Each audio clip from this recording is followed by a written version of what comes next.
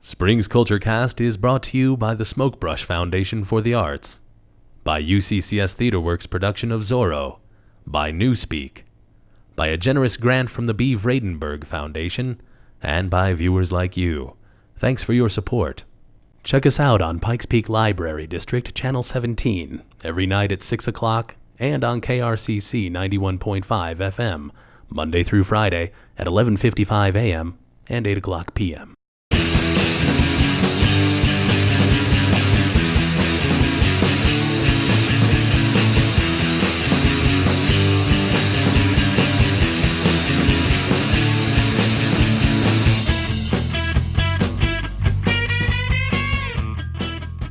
Hi, I'm Kate Dawson with Spring's Culture Cast, and we're here at the Cossett Hall on the Colorado College campus, and we're about to check out the Tekcno Powwow downstairs.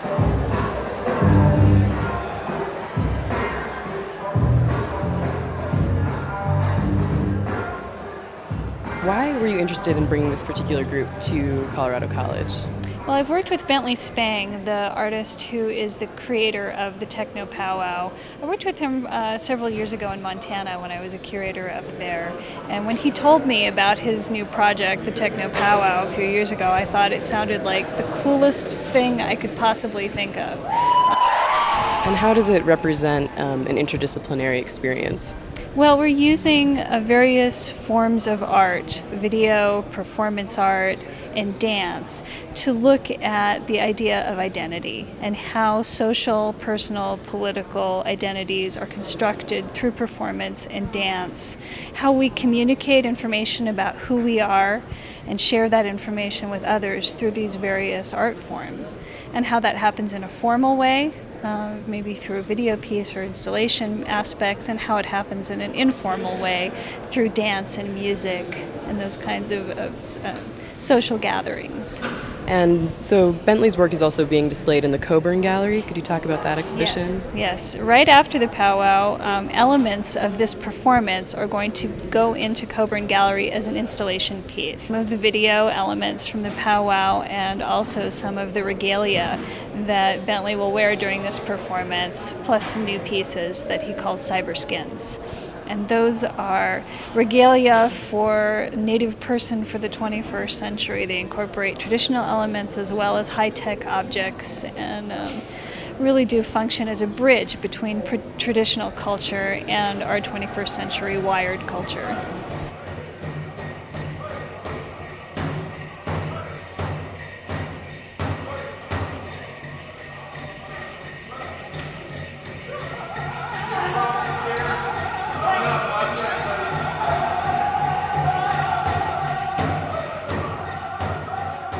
What's your role in the Tekcno Powwow?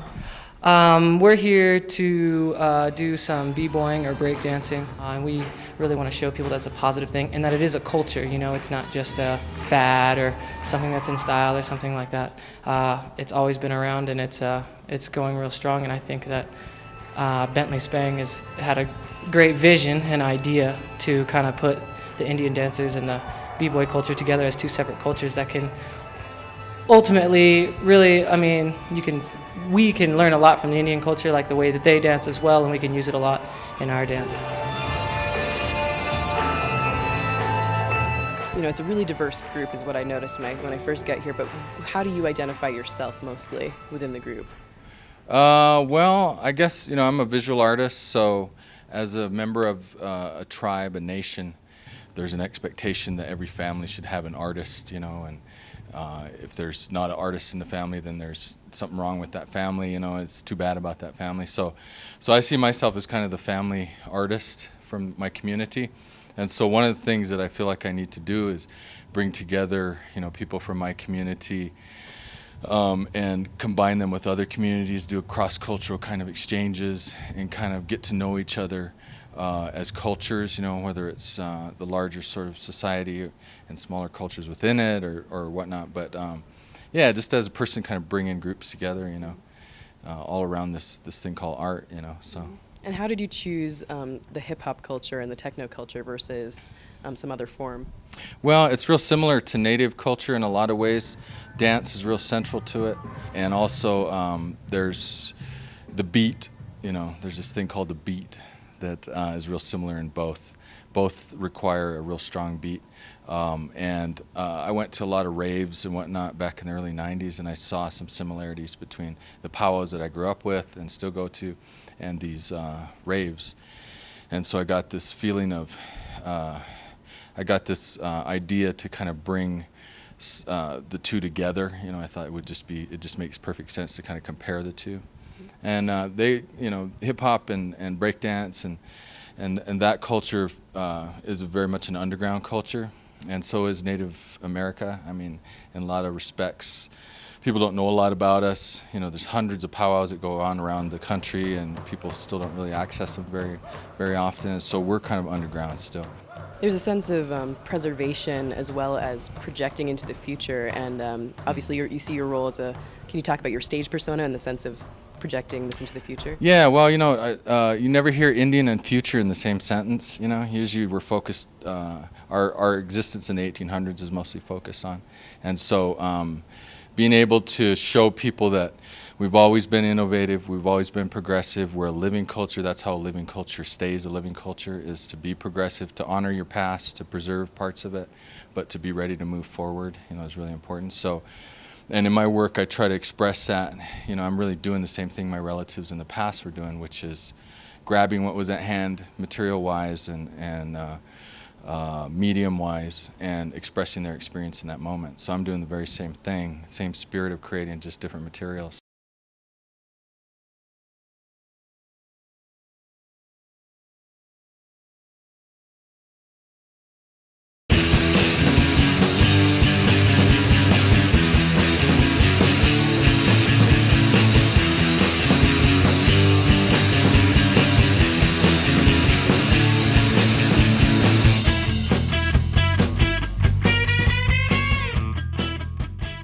Springs Culture Cast is a sponsored project of Fractured Atlas, a nonprofit arts service organization. Contributions in behalf of Springs Culture Cast may be made payable to Fractured Atlas and are tax deductible to the extent permitted by law.